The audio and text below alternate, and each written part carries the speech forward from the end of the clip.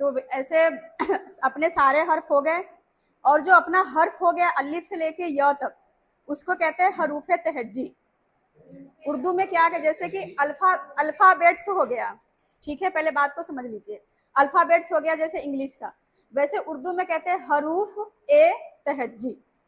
मैं लिख देती हूँ।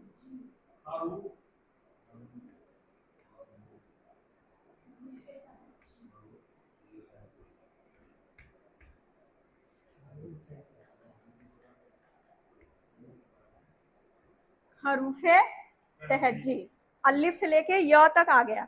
अब इसको आप लोग काउंट करके लिख लीजिएगा कि कितने हर्फ आ गए। बाकी जो अपना आगे का हर्फ जो हम ऐड करेंगे, नया हर्फ जो दो चश्मी है के साथ तैयार किया जाएगा, उसको काउंट करके सारा हम एक साथ इकट्ठे लिख लेंगे कि हमारा कितना हर्फ हो रहा है।